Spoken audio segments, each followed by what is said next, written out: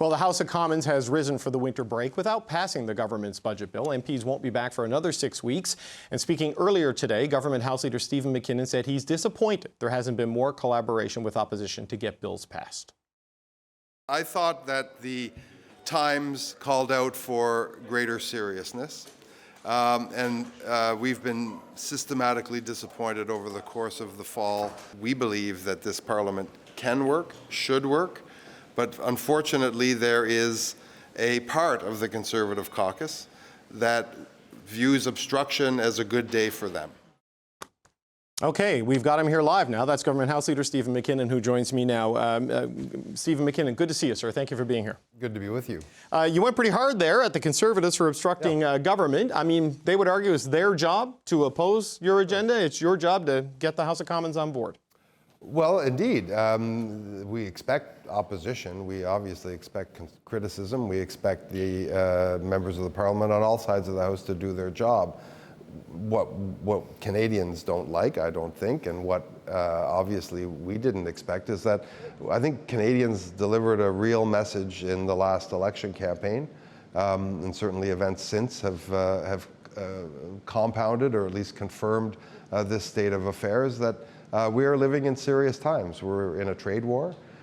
We have a number of economic fixes to do, investment to attract, opportunities to create. We think the times call for more seriousness. Unfortunately, a part of the Conservative caucus want to wake up every day and they think it's a good day when they've frustrated the advance of a government proposal, a piece of crime legislation, a budget matter. This is obviously frustrating. We have a minority parliament. We're well aware of that.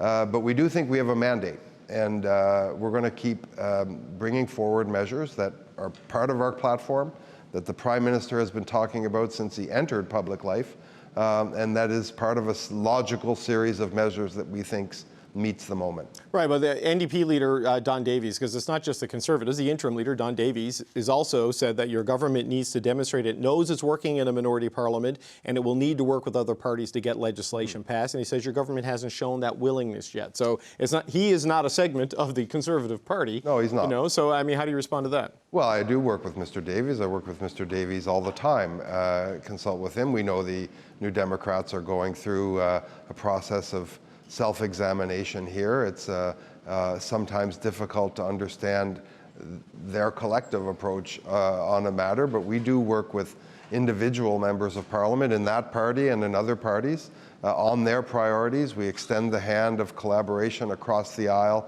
to all opposition parties. The Prime Minister has met with opposition leaders. Ministers meet regularly with their critics. We're playing it by the book, David, in terms of running a minority parliament. But what is new is this Conservative phenomenon that we think is kind of related to Mr. Poilievre's leadership review. We think that, you know, the dominant faction in his caucus think that anything that the government proposes must absolutely be obstructed so that they can prop up his leadership going into this review. But the interesting thing, and I think you probably hear these voices too, are the Conservatives that'll walk across the aisle and say, you know what, we like what the Prime Minister is suggesting on this thing. We like this focus on the economy. My constituents like that you've moved forward on this or that matter. Those Conservatives are obviously not in the ascendancy in their caucus, but they are very, very much present and more making their presence known. Well, unless they completely walk across the aisle, like Chris D'Entremont did, and give you a majority government, you're going to have to find a way to navigate all of this. And your crime legislation on hate and on bail reform, they're stalled. It didn't get done despite support from the provincial justice and territorial justice ministers, as I understand it. So how do you get around this? I know there were some attempts to broker an arrangement with the Bloc Québécois on the religious hate speech exemption issue, but here we are. Parliament has risen, and the reforms are not there. There's a very good point, you know, David. Conservatives used to ask for laws to protect places of worship. That's what Bill C9 does. That's what the hate legislation does. They used to ask for bail reform. That's what the other bill you just referenced does, C14, comprehensive bail reform. They used to want those things. Now they want to stand up and make sure it doesn't pass. And it really doesn't matter once they've decided to do that, what the Bloc Québécois or the NDP or that we do. We are powerless to stop them from just talking these things out. You've seen members of Parliament talk about cats and dogs in committee rather than dealing with these really serious issues. But I'm going to posit one thing for you, David. I think Canadians are watching. I think Canadians are judging this party. They are finding it to be unserious. We saw that again this week in their Opposition Day motion, where they cherry-picked these things and said, aha, gotcha. I think Canadians see through these kinds of antics, and they're going to judge very harshly. Certainly, when you ask Canadians who they'd prefer as their Prime Minister, that answer seems clear. Sure. I mean, the public opinion polling is pretty consistent in showing that trend, and the election results were what the election results were. But as you watch this Parliament, I mean, there were a few moments, the budget vote, the first budget vote being one of them, where Elizabeth May, through a brokered deal with the Liberals, was given an extra question and question period that day, because that was a Liberal slot, asked the Prime Minister a question, he committed to the Paris targets, and not that long after that, signs the MOU with Alberta that brings in a pipeline and rolls back energy regulations to the point that Stephen Guilbeault resigned from cabinet in protest and says, you're not going to meet your Paris targets. So there is a trust issue there with the Green Party leader that others have taken note of, right? So does this make it harder to navigate the minority parliament when you return at the end of January? The Prime Minister, since he entered public life back at the beginning of this year, the end of last year, has been very, very clear that Canada would deal comprehensively with climate change. Indeed, we have rededicated ourselves to those Paris targets. But we've also talked about becoming a world energy superpower in conventional and renewable sources of energy. That is something the Prime Minister has been clear on as well. The MOU signs Alberta up to a number of key environmental advances. More importantly, signs Alberta up to a number of economic advances that is going to create opportunity for all Canadians and indeed many, many, many Albertans.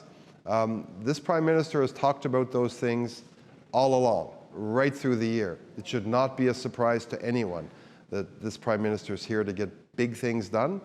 The Alberta MOU is a big thing, and one that I think will be one of a series of big things that we think are essential to move our economy forward. Look, well, I can appreciate that, but that the Prime Minister did talk about energy superpower, clean and conventional energy. It's a phrase we heard many times. But it was a surprise to Stephen Guilbeault. You were going to carve out the clean electricity regulations, and now has everybody saying me too across the country as they want to be free from that particular burden. So, I mean, it did surprise a lot of people that centerpieces of your Paris target plan are going away as a result of this. And this is where there's trust issues with certainly Elizabeth May. Yeah, well, I'd point you to carbon capture and storage. I'd point you to the development of nuclear technologies across the country, but indeed in Alberta. I'd point you to the interties that are planned between Alberta and its neighboring provinces, which will ensure that green and clean electricity flows right throughout Western Canada.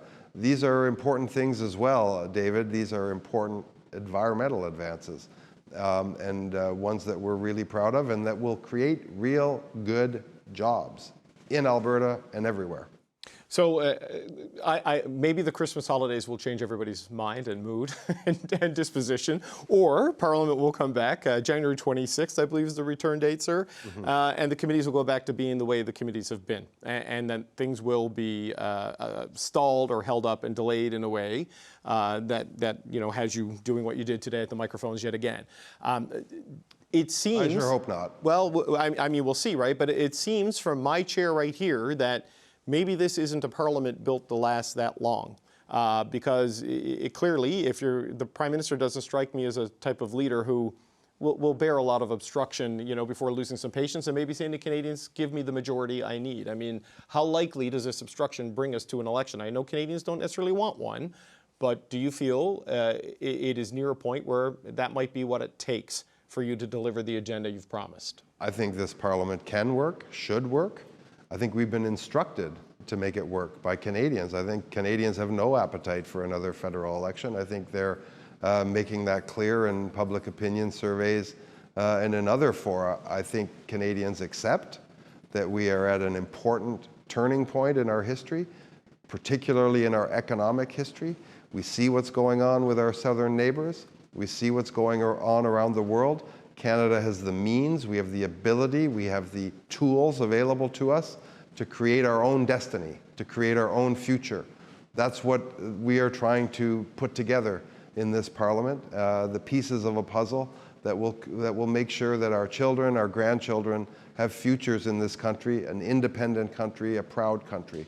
That's what we're all about. And we're hoping that the Conservatives take that mission a little more seriously. Steven MacKinnon, Government House Leader, thank you for your time on a busy day. Enjoy the break.